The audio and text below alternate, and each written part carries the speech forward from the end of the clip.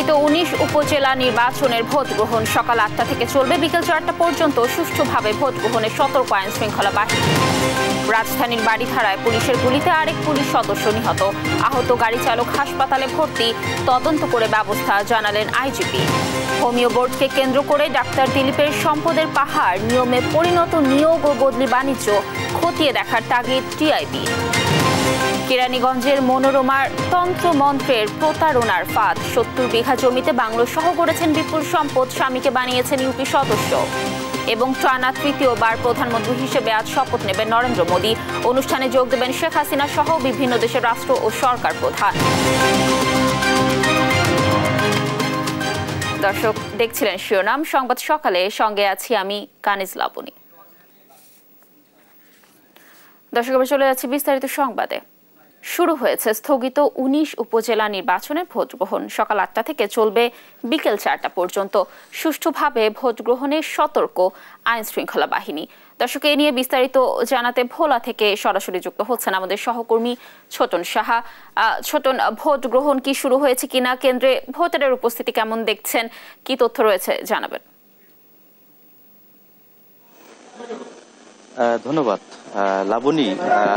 এই যেহেতু এই দুইটি উপজেলার ভোট স্থগিত ছিল, তো সেই হিসাবে আজকে কিন্তু ভোলার যে তজুমুদ্দিন এবং লালমোহন উপজেলার কিন্তু ভোট গ্রহণ আজকে শুরু হয়েছে এবং সকাল ৮টা নাগাদ কিন্তু ভোট গ্রহণ শুরু হয়েছে। আমরা বিভিন্ন কেন্দ্রে দেখেছি যে ভোটারদের যে লাইন দেখা যাচ্ছে সেটি মোটামুটি সন্তোষজনক এবং কেন্দ্রের দায়িত্বপ্রাপ্ত যারা রয়েছেন তারা বলছিলেন আমাদেরকে এই যে ভোটারদের যে ভিড় সেটি কিন্তু আরো বেড়ে যাবে বেলা বাড়ার সাথে সাথে, এবং শুধু পুরুষ ভোটার নয়, একই সাথে কিন্তু আমরা দেখতে পাচ্ছি যে নারী ভোটারদেরও কিন্তু লম্বা লাইন কেন্দ্রগুলোতে বলা যায়। এবং যদি আপনাকে একটু তথ্য যুক্ত করতে চাই, এই দুইটি উপজেলায় কিন্তু 23 জন প্রার্থী প্রতিদ্বন্দ্বিতা করছেন, যাদের মধ্যে চেয়ারম্যান পদে রয়েছেন 9 জন, ভাইস চেয়ারম্যান পদে রয়েছেন 8 জন এবং মহিলা ভাইস চেয়ারম্যান পদে রয়েছেন 6 জন প্রার্থী। অর্থাৎ যারা প্রার্থী রয়েছেন তাদের বলা যায় যে আজকে এই ভোট গ্রহণের মাধ্যমে কিন্তু তাদের ভাগ্য নির্ধারণ হচ্ছে। ভোটাররা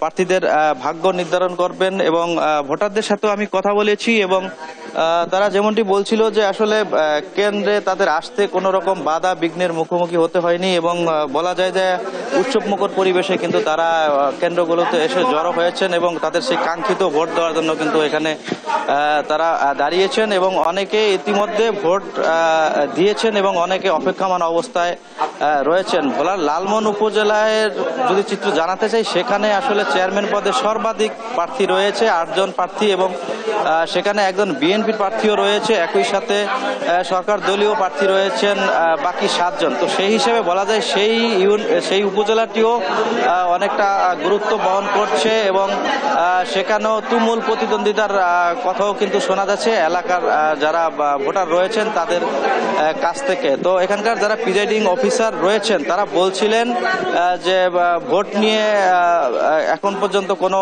শঙ্কা আতঙ্ক বা কোনো সহিংসতার নেই এখন পর্যন্ত।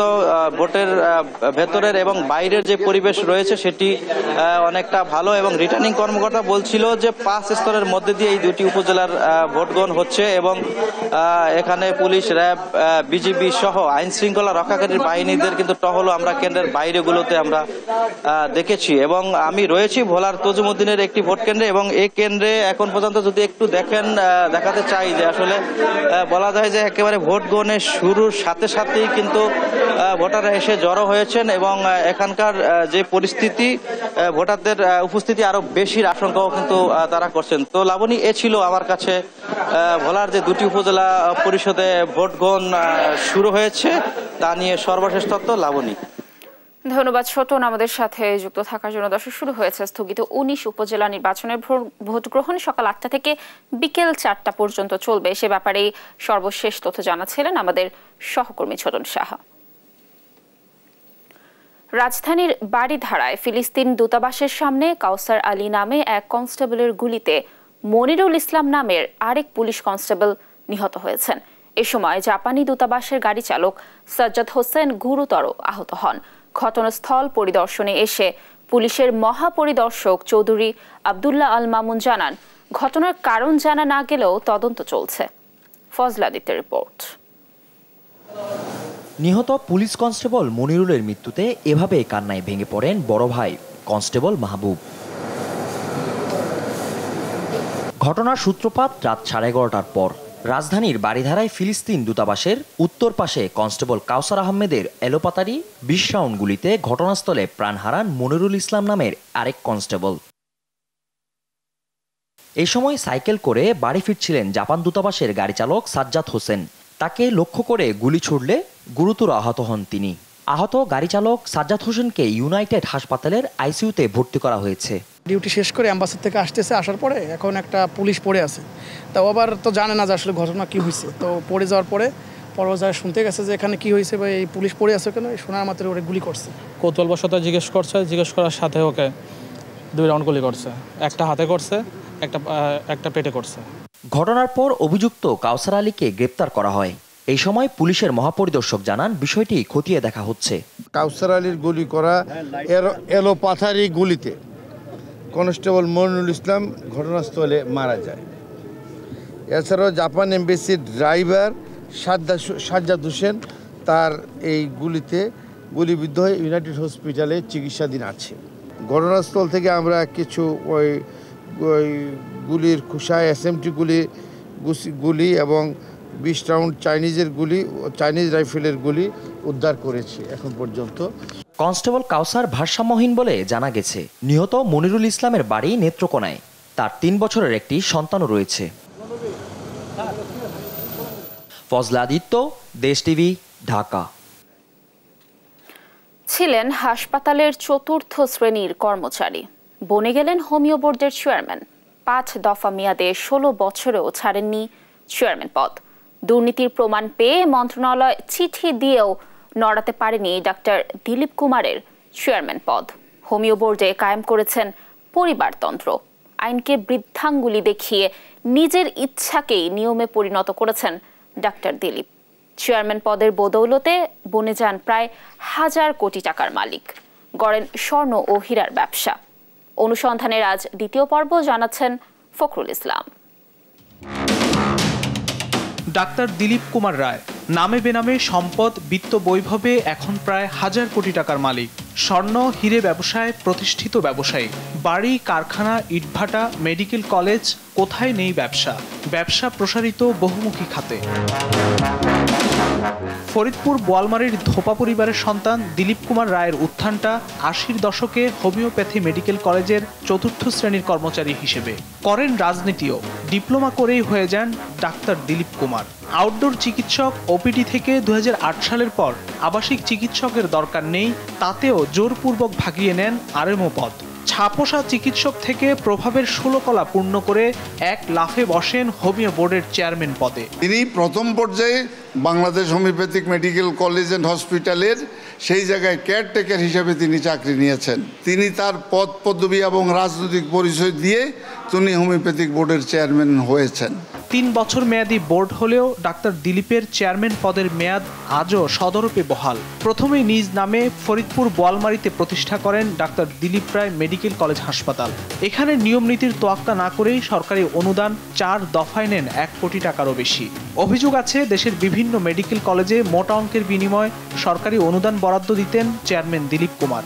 দিলীপ কুমার হোমিও বোর্ডের চেয়ারম্যান হয়ে বোর্ডের অধীনস্থ এই হোমিওপ্যাথি মেডিকেল কলেজ হাসপাতালের সরকারি বেতনভোগী আবাসিক চিকিৎসকের চাকরি করেন। তবে এখানেও রয়েছে বিস্তর অনিয়ম।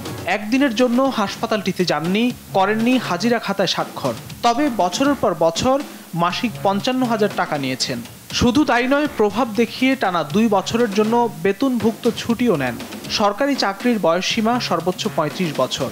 এই নিয়ম মেনে হোমিওপ্যাথি বোর্ডে প্রধান পরীক্ষা নিয়ন্ত্রক পদে নিয়োগের বিজ্ঞাপনও দেয়া হয়। কিন্তু 46 বছর বয়সী ডাক্তার শহীদুল ইসলামকে নিয়ম ভঙ্গ করে চাকরি দেন ডাক্তার দিলীপ। পরে মন্ত্রণালয় নিয়োগে অনুমতি না দেয়া সত্ত্বেও পরীক্ষা নিয়ন্ত্রককে বহাল তবিয়তে রেখে দেন। এছাড়া সহকারী কন্ট্রোলার পদে তারিকুজ্জামান সোহেল নামের একজনকে চাকরি দেওয়ার কথা বলে তাকে 7 বছর ধরে বোর্ড থেকে 30,000 টাকা বেতন দেওয়া হয়। কিন্তু মন্ত্রণালয় বেঁকে বসায় সহকারী কন্ট্রোলার পদ তৈরি করতে না পেরে তারিকুজ্জামানকে বিদায় দিতে হয়। অভিযোগ আছে হোমিওপ্যাথি বোর্ড চেয়ারম্যান দিলীপ তার সময়ে সারা দেশে 27টিরও বেশি হোমিওপ্যাথি মেডিকেল কলেজের অনুমোদন দেন। এইসব কলেজে প্রয়োজনের অতিরিক্ত 20 থেকে 40 জন শিক্ষক কর্মচারীও নিয়োগ দেন। অভিযোগ আছে কলেজের অনুমোদন দিতে 20 লাখ ও শিক্ষক কর্মচারী নিয়োগে 2 থেকে 7 লাখ টাকা লেনদেন করেছেন ডাক্তার দিলীপ।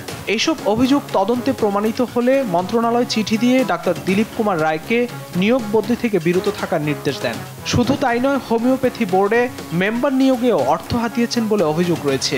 আশিস নিয়োগী শিক্ষক হলেও চিকিৎসক কোটা তাকে বোর্ডের মেম্বার করেন ডাক্তার দিলীপ। বোর্ডকে তার অধীনস্থ রাখার পাশাপাশি অর্থ হাতিয়ে নিতেও সিদ্ধহস্ত দিলীপ কুমার। বোর্ডের যে বড় বড় যে নিয়োগগুলো হয়েছে বোর্ড রিলেটেড, যারা বোর্ডের বিশেষ করে বোর্ড অফিস এবং বিভিন্ন কলেজে যারা নিয়োগ দেয়, এবং প্রত্যেকটা নিয়োগের থেকেই কেন দিয়েছে এটা আমরা হয়তো অবুঝার নেই, কারণ বড় অঙ্কের অর্থ লেনদেনের মাধ্যমে হয়। হোমিওপ্যাথি বোর্ড নিজের পারিবারিক বোর্ডেও পরিণত করেছেন ডাক্তার দিলীপ কুমার। বোর্ডের সহকারী রেজিস্ট্রার পদে নিয়োগ দিয়েছেন নিজের ভাতিজা অমিত রায়কে। আরেক ভাতিজা ডাক্তার প্রদীপ রায়কে আইনানুগ অভিজ্ঞতা না থাকা সত্ত্বেও ভারপ্রাপ্ত উপাধ্যক্ষ বানিয়েছেন নিজের হোমিও মেডিকেল কলেজে। 2023 সালে হোমিও বোর্ড ভেঙে বাংলাদেশ হোমিওপ্যাথি চিকিৎসা ও শিক্ষা কাউন্সিল গঠন হলে দিলীপ কুমার এখানেও নির্বাহী চেয়ারম্যান। দিলীপ কুমারের এত সব অনিয়ম আর দাপটের আলাদিনের চেরাগ নাকি তার রাজনৈতিক অবস্থান। এসব অভিযোগের বিষয়ে জানতে চাই ডাক্তার দিলীপ কুমারের কাছে। আমার দুর্নীতি কোথায়? হোমিওপ্যাথি বোর্ডের বাজেট হলো 4 কোটি টাকা। তো যদি টাকা নিয়ে নিয়োগ দেয়, মাগনা দেয়, মেধায় দেয়, এটা তো ডিসি দেবে।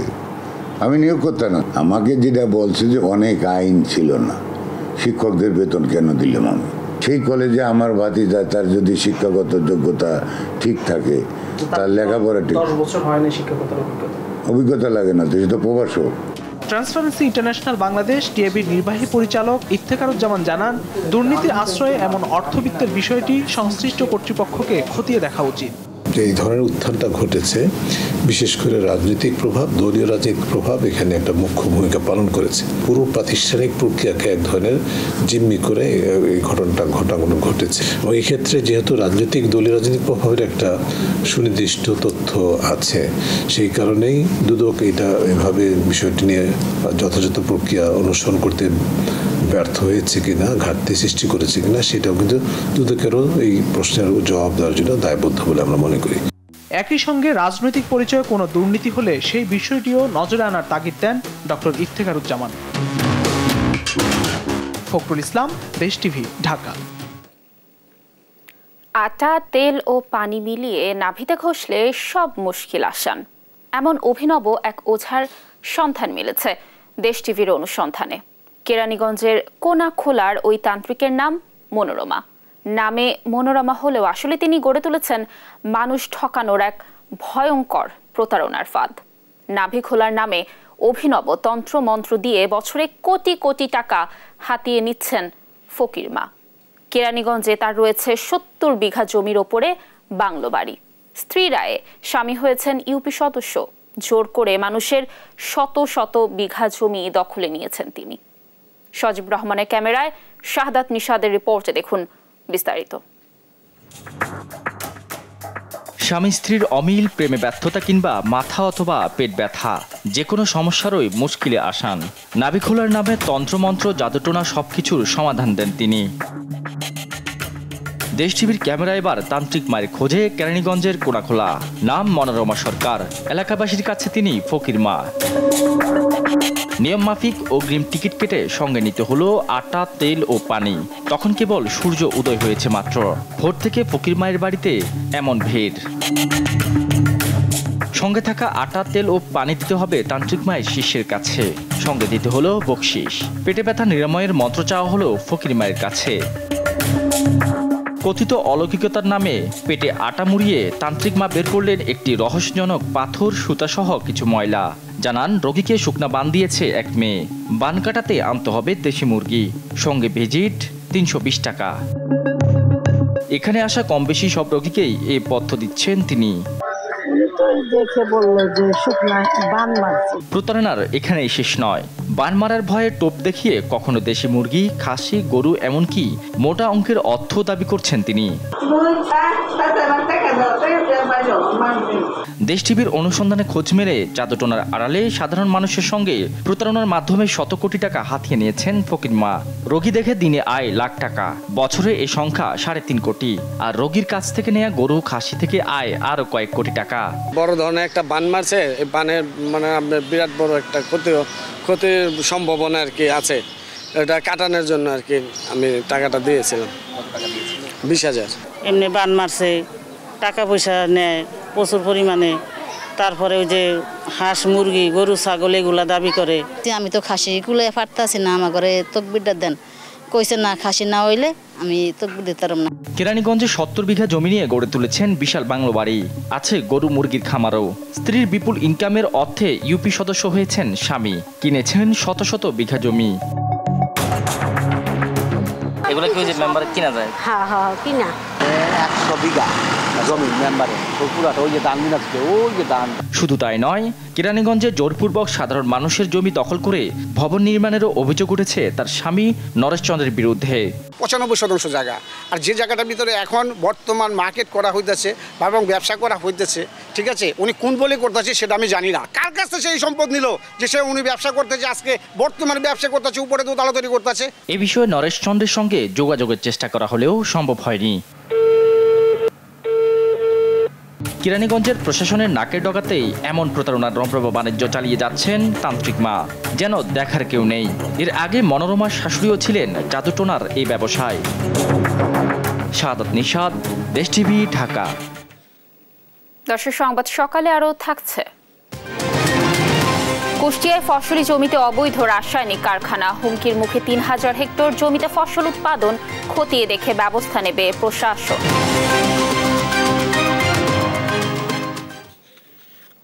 কক্সবাজার সমুদ্র সৈকতের 2.9 কিলোমিটার এলাকা ভ্রমণের জন্য সম্পূর্ণ নিষিদ্ধ করা হয়েছে। বিশেষ এই সৈকত এলাকা জুড়ে চলবে গবেষণা।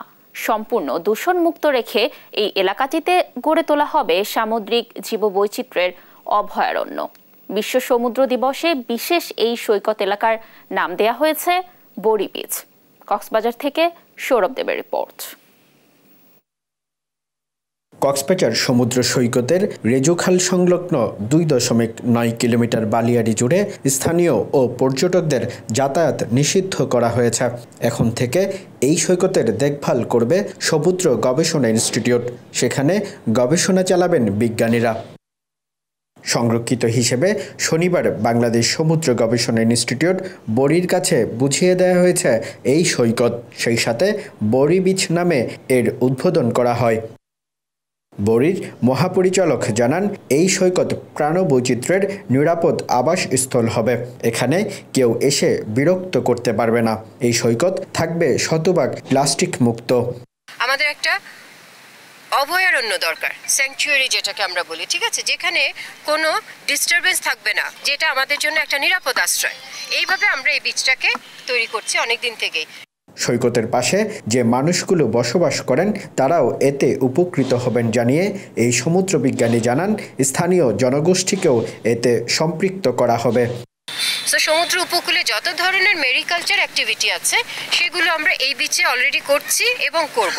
সেখানে কিন্তু আমাদের যারা এখানে বিভিন্ন ধরনের জনগোষ্ঠী আছে তাদের জন্য কিন্তু আমরা এই রিসার্চগুলোতে তাদেরকে অংশগ্রহণ করাবো, যেন তারা এটাকে এই রিসার্চগুলোর সাথে সম্পৃক্ত হয়ে তাদেরও জীবন জীবিকার জন্য কিছু উপাদান পেয়ে যায়। তহিদা রশিদ মনে করেন, পর্যটনের সাথে এই উদ্যোগ সাংঘর্ষিক নয়, বরং অন্যান্য বিচগুলোকেও কিভাবে পরিবেশ বান্ধব করা যায় তার জন্য তারা কাজ করবেন। আমাদের সাথে কিন্তু ট্যুরিজমের কোনো কনফ্লিক্ট নাই, মাইন্ডেড। এটা শুধুমাত্র রিসার্চ করে বিচগুলোকে কিভাবে একটা আদর্শ বিচে রূপান্তরিত করা যায়। প্রত্যেকটা বিচ ট্যুরিস্ট আসবে, কিন্তু সেটার একটা নিয়মের মধ্যে থাকতে হবে যে কোন বিচটা কিভাবে তারা ব্যবহার করবে, সেটা একটা নিয়মের মধ্যে আনার জন্যই আমরা এটাকে একটা মডেল হিসেবে নিব। এছাড়াও বিশ্ব সমুদ্র দিবস উপলক্ষে সমুদ্র গবেষণা ইনস্টিটিউটে আয়োজন করা হয় আন্তর্জাতিক সেমিনার সহ বিভিন্ন কর্মসূচির। এতে বিজ্ঞান ও প্রযুক্তি মন্ত্রণালয়ের সচিব আলী হোসেন এবং বিভিন্ন বিশ্ববিদ্যালয়ের শিক্ষক ও বিজ্ঞানীরা আলোচনা করেন। সৌরভ দেব, দেশ টিভি, কক্সবাজার। নেই কোনো সাইনবোর্ড, নেই সরকারের অনুমোদন, তবুও কুষ্টিয়ায় ফসলি জমিতে গড়ে তোলা হয়েছে অবৈধ রাসায়নিক কারখানা, যেখানে প্রতিনিয়তই তৈরি করা হচ্ছে সীসা সহ বিভিন্ন ক্ষতিকর রাসায়নিক পদার্থ, যার প্রভাবে প্রায় ৩,০০০ হেক্টর জমির ফসল উৎপাদন পড়েছে হুমকির মুখে। চরম স্বাস্থ্য ঝুঁকির মধ্যে পড়েছে এলাকার জনসাধারণ। তবে প্রশাসন বলছে, অনুমোদন ছাড়া যদি ফসলি জমিতে এ ধরনের কারখানা গড়ে ওঠে তাহলে ব্যবস্থা নেবেন তারা। ইরফান রানার ক্যামেরায় কুষ্টিয়া থেকে নাহিদ হাসান তিতাসের রিপোর্ট। চারিদিকে ঘেরা, বাইরে থেকে দেখে বোঝার উপায় নেই কি হচ্ছে ভেতরে। নেই জনসাধারণের প্রবেশের অনুমতিও। এভাবেই দীর্ঘদিন ধরে কুষ্টিয়ার আইলচারা এলাকায় ফসলি জমির মধ্যে গড়ে তোলা হয়েছে রাসায়নিক কারখানা, যেখানে প্রতিনিয়তই তৈরি করা হচ্ছে সীসাসহ বিভিন্ন ক্ষতিকর রাসায়নিক পদার্থ। আর এই কারখানায় শ্রমিক হিসেবে কাজ করানো হচ্ছে দারিদ্র অল্প বয়সী যুবকদের। স্বাস্থ্য ঝুঁকি রয়েছে জেনেও কোনো রকম সুরক্ষা ব্যবস্থা ছাড়াই কাজ করছেন তারা। অবৈধ না বৈধ এটা তো আমরা কাজ কাম করে এই পর্যন্ত জানি। এখানে বেড়ারে আসে আমরা ভাঙ্গিয়ে যে এভাবে পয়সা রেখে দিছে, এটা আমাদের কাম শেষ। অ্যাসিড পানিগুলো এখানে নিংড়ানোর পরে পাইপ আছে, পাইপ দিয়ে হাউস করা আছে, হাউসের ভেতরে দিই। এদিকে এই অবৈধ কারখানার রাসায়নিক বর্জ্যের প্রভাবে প্রায় ৩,০০০ হেক্টর জমির ফসল উৎপাদন পড়েছে হুমকির মুখে। নষ্ট হয়ে যাচ্ছে জমির ফসল, চরম স্বাস্থ্য ঝুঁকির মধ্যে পড়েছে এলাকার জনসাধারণ। দ্রুতই এই কারখানা বন্ধের দাবি তাদের। ব্যাটারি প্লাস এই যে অ্যাসিডের পানি আসি, বাতাস আসি, আমার 7 বিঘি ধান সব নষ্ট হয়ে গেল, পড়ে গেল। অ্যাসিড কারখানা করিছে, এখন করি আমার এই দেশের ক্ষেত খান্দ সব ধান তাই সব শেষ। আমরা বউ বাচ্চা নিয়ে কিভাবে বাঁচবো? এই অ্যাসিড কারখানা আমাদের জমির ভিতরে করে মাঠের ফসল ধান পান সব নষ্ট হয়ে যাচ্ছে। তবে প্রশাসন বলছে, অনুমোদন ছাড়া যদি ফসলি জমিতে এ ধরনের কারখানা গড়ে তোলা হয় তাহলে ব্যবস্থা নেবেন তারা। কেমিক্যাল ইন্ডাস্ট্রি গঠন করতে হলে বা স্থাপন করতে হলে প্রচলিত যে আইন রয়েছে বা যে নিয়ম রয়েছে এগুলো প্রতিপালন করে লাইসেন্স গ্রহণপূর্বক সেটি করতে হবে। সেটি যদি না করা হয়ে থাকে, কোনো লাইসেন্স গ্রহণ করা না হয়ে থাকে এবং প্রচলিত নিয়ম নীতি প্রতিপালন করা না হয়ে থাকে, অবশ্যই আমরা এটার বিরুদ্ধে অভিযান চালিয়ে আমরা যথাযথ ব্যবস্থা গ্রহণ করব। দীর্ঘদিন ধরে প্রশাসনের চোখ ফাঁকি দিয়ে গোপনে চলছে এই অবৈধ কারখানার কার্যক্রম। নেই কোনো সাইনবোর্ড, নেই সরকারি অনুমোদনও, তবুও ফসলি জমির মধ্যে গড়ে উঠেছে রাসায়নিক কারখানা। তৈরি করা হচ্ছে বিভিন্ন ধরনের রাসায়নিক পদার্থ, যার বর্জ্য ফেলা হচ্ছে ফসলি জমিতে। ফলে হুমকির মুখে পড়েছে এই এলাকার ফসলি জমি ও জীববৈচিত্র্য। তাই দ্রুত এই রাসায়নিক কারখানার বিরুদ্ধে ব্যবস্থা নেওয়ার দাবি স্থানীয়দের। নাহিদ হাসান তিতাস, দেশ টিভি, কুষ্টিয়া। দর্শক, সংবাদ সকালে আরো থাকছে। 4 জিম্মিকে উদ্ধারে গাজায় 2 শতাধিক ফিলিস্তিনিকে হত্যা করল ইসরায়েল, আহত 400-র বেশি।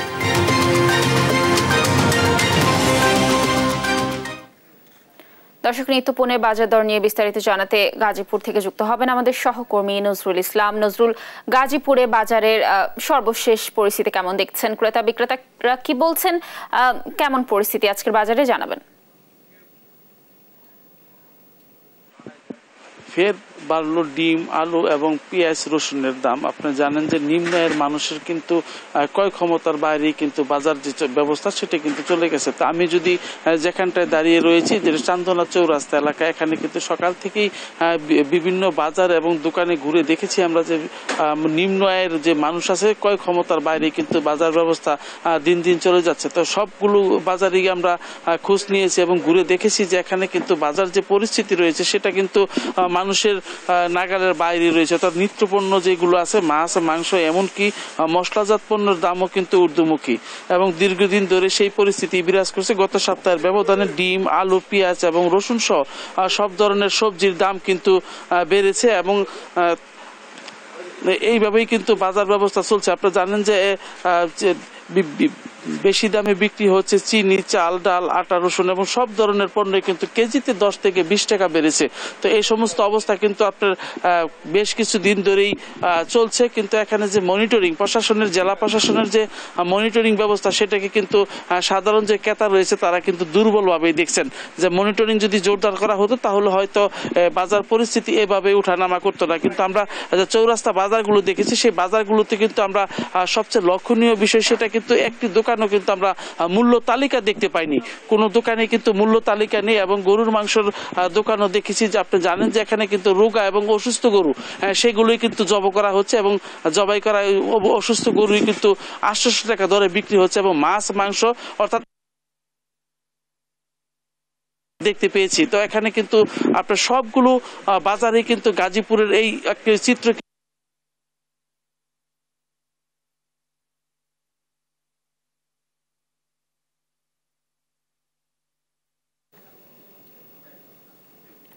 ধন্যবাদ নজরুল আমাদের সাথে যুক্ত থাকার জন্য। দর্শক, গাজীপুরের বাজার পরিস্থিতির সর্বশেষ তথ্য জানাচ্ছিলেন আমাদের সহকর্মী নজরুল।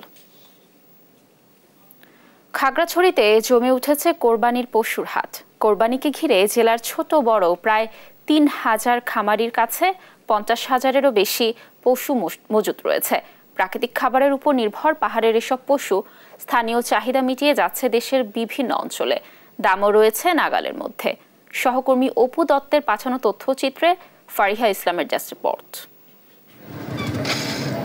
ঈদুল আজহা সামনে রেখে খাগড়াছড়িতে জমে উঠেছে পশুর হাট। জেলার 52টি হাটে পুরোদমে চলছে বেচাকেনা। ক্রেতা বিক্রেতাদের উপস্থিতিতে সরব এসব হাট।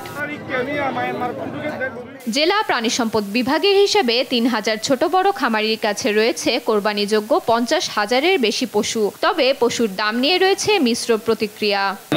অনেক কম, আমরা একটা দিয়েছি 85,000 টাকা দিয়ে, খারাপ না, অনেক ভালো। পিছনে গরুটা 1,10,000 চাইতেছে, সর্বোচ্চ 70-80 এর ভিতরে যাওয়ার কথা। 8টা নিয়ে আসি, তারপরে ওই 3টা বিক্রি হয়েছে আর 5টা রয়ে গেছে। পাহাড়ে পুরোপুরি প্রাকৃতিক খাবারের উপর নির্ভর এসব পশু স্থানীয় চাহিদা মিটিয়ে যাচ্ছে দেশের বিভিন্ন অঞ্চলে। তবে বাজার ব্যবস্থাপনা নিয়ে সন্তোষ প্রকাশ করলেও স্থানীয় আঞ্চলিক দলগুলোর চাঁদাবাজির কথা জানিয়েছেন অনেকে। এখানে বিভিন্ন ধরনের চাঁদা দিতে হয়, এই করতে হয়, সে করতে হয়, এসব কারণে পাহাড়ে আসে না এবং আমরা ন্যায্য মূল্যটা পাই না। গরু আপনার লালন পালন বা রাস্তা খরচ দিয়ে আমাদের অনেক টাকা খরচ চলে গেছে, আমাদের সীমিত তেমন কিন্তু লাভ আমরা পাই না। আমাদের এখানকার বেশিরভাগই হচ্ছে দেশি গরু, এখানকার পাহাড়ির গরু, ওগুলোর চাহিদা ভালো আছে এবং এখান থেকে বাংলাদেশের বিভিন্ন জায়গায় গরু যায়। গেল বছর খাগড়াছড়িতে 25,000-এর মতো পশু কোরবানি হয়েছে বলে জানিয়েছে প্রাণী সম্পদ বিভাগ। আমাদের জেলার যে চাহিদা আছে সেই চাহিদা পূরণ করে আমাদের এই জেলা থেকে প্রতি বছর প্রায় 20-30 হাজার গবাদি পশু এখান থেকে চলে যায় প্রতি হাট থেকে। কোরবানির পশুর হাট ঘিরে রাখা হয়েছে নিরাপত্তা ব্যবস্থা। গরুর হাট কেন্দ্রিক যেখানে আছে সেখানে আমাদের সাদা পোশাকে এবং একই সাথে আমাদের পর্যাপ্ত পরিমাণে সেখানে আমাদের ডেভেলপমেন্ট করা হয়েছে। পশু বিক্রয় করে তাদের যে বিক্রয়ের লব্ধ যে অর্থ সেটা যেন নিরাপত্তার মাধ্যমেই যেন তাদের বাসায় তারা ফিরতে পারেন, সেটার জন্য কিন্তু খাগড়াছড়ি জেলা পুলিশ প্রস্তুত আছে। এবারও খাগড়াছড়িতে কোরবানি পশুর চাহিদা পূরণ করবে প্রাকৃতিকভাবে বেড়ে ওঠা স্থানীয় দেশি গবাদি পশু। নিউজ ডেস্ক, দেশ টিভি। পদ্মা ও কালনা সেতুর কল্যাণে মাত্র কয়েক বছরেই মাদারীপুরের মোস্তফাপুর হয়ে উঠেছে দেশের দ্বিতীয় বৃহৎ ফলের আড়ত। 70 থেকে 80টি আড়তে দিন রাত চলে বেচাকেনা। এতে এ ফলের আড়তে মাসে বাণিজ্য হয় অন্তত 300 কোটি টাকা। সহকর্মী শিবশঙ্কর রবিদাসের রিপোর্ট, জানাচ্ছেন ফারজানা ইসলাম। করোনার সময় ঢাকা বরিশাল মহাসড়কের পাশে মাদারীপুরের মোস্তফাপুর বাস স্ট্যান্ড এলাকায় কয়েকজন ব্যবসায়ী মিলে খোলেন ফলের আড়ত। প্রথমে তারা ভোলা পটুয়াখালী থেকে তরমুজ ও বাঙ্গি এনে শুরু করেন ব্যবসা। অল্প কিছু দিনের মধ্যে লাভজনক হওয়ায় মোস্তফাপুর ফল আড়ত সমবায় সমিতি নামে বড় আকারে ফলের আড়ত গড়ে তোলেন। বাড়তে বাড়তে এখন আড়তের সংখ্যা 80টি। আমাদের এখানে আড়ত মোটামুটি আগে ছিল 20-22টার মতো, এখন বর্তমানে 80টি আড়ত আছে। অন্য অন্য আড়তে গেলে হয়তো 2 দিন 3 দিন সময় লাগে, অথচ এখানে আনলে ওই মালটা আমরা 8 ঘন্টা বা 6 ঘন্টার মধ্যে বিক্রি করে আবার ইচ্ছে করলে এলাকা থেকে নিয়ে আসতে পারে। এখানের আড়তগুলোতে ফাল্গুন মাসের মাঝামাঝি সময় থেকে ফল বেচাকেনা শুরু হয়ে চলে 6 থেকে 7 মাস পর্যন্ত, যার বেশিরভাগই তরমুজ, বাঙ্গি, আম, আনারস, কলা সহ মৌসুমি ফল।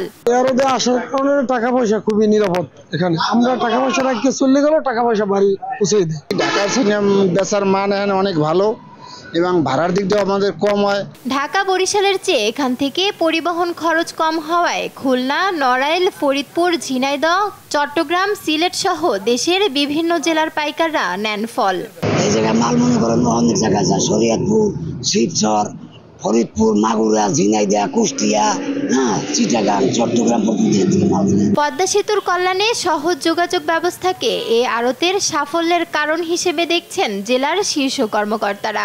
যেহেতু যোগাযোগ ব্যবস্থা ভালো হয়েছে, আমাদের এই পদ্মা ব্রিজ হওয়ায় এটা মানে সুযোগটা আমরা এখানে নিতে পারতেছি, যে ব্যবসায়ীরা এই সুযোগটা নিয়ে তারা তরমুজ সংগ্রহ করতেছে এবং এখান থেকে তারা রপ্তানি করতেছে। এই অঞ্চলে ব্যবসায়ীরা এবং ফলের আড়তে যারা আড়তদাররা রয়েছেন তারা যেন কোনো ধরনের চাঁদাবাজি বা কোনো ধরনের আইন শৃঙ্খলা পরিস্থিতি যেন বিঘ্নিত না হয়, আমাদের নিয়মিত ওখানে পুলিশের টহল মোতায়েন করা থাকে। মোস্তফাপুর ফলের আড়তে দৈনিক বাণিজ্যের পরিমাণ অন্তত 10 কোটি টাকা। নিউজ ডেস্ক, দেশ টিভি। আজ ভারতের প্রধানমন্ত্রী হিসেবে টানা তৃতীয়বার শপথ নিতে যাচ্ছেন নরেন্দ্র মোদী। এ উপলক্ষে দেশটি জুড়ে চলছে শপথের শেষ মুহূর্তের প্রস্তুতি। অভিষেক আয়োজনে আমন্ত্রণ জানানো হয়েছে প্রতিবেশী দেশগুলোর রাষ্ট্র ও সরকার প্রধানকে। এরই মধ্যে শপথ গ্রহণে অংশ নিতে দেশটিতে পৌঁছেছেন বিশ্ব নেতারা। রায়হান কবির শুভ্র রিপোর্টে দেখুন বিস্তারিত।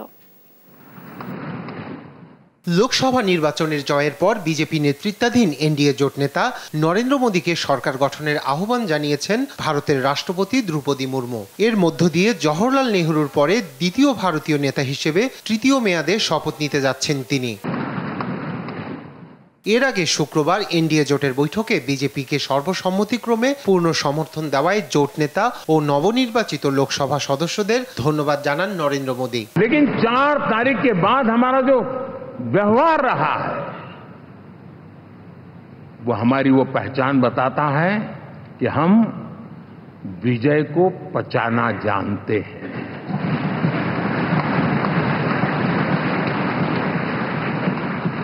রোববার তৃতীয় দফায় ভারতের প্রধানমন্ত্রীর শপথে আমন্ত্রণ জানানো হয়েছে সার্কভুক্ত বেশিরভাগ রাষ্ট্র ও সরকার প্রধানকে। শপথ অনুষ্ঠানে অংশ নিতে দিল্লি গেছেন বাংলাদেশের প্রধানমন্ত্রী শেখ হাসিনা। এছাড়াও উপস্থিত থাকবেন শ্রীলঙ্কার প্রেসিডেন্ট রনিল বিক্রমাসিঙ্গে, মালদ্বীপের প্রেসিডেন্ট মোহাম্মদ মুইজু, নেপালের প্রধানমন্ত্রী পুষ্পকমল দাহাল প্রচণ্ড, ভুটানের প্রেসিডেন্ট শেরিং তোবগেকে। আমন্ত্রণ জানানো হয়েছে মরিশাসের প্রধানমন্ত্রী প্রবীণ যুগনাথকেও। রোববার সন্ধ্যায় আমন্ত্রিত রাষ্ট্রনেতারা ভারতের রাষ্ট্রপতি দ্রৌপদীর নৈশভোজে যোগ দেবেন। রায়হান কবির শুভ্র, নিউজ ডেস্ক, দেশ টিভি।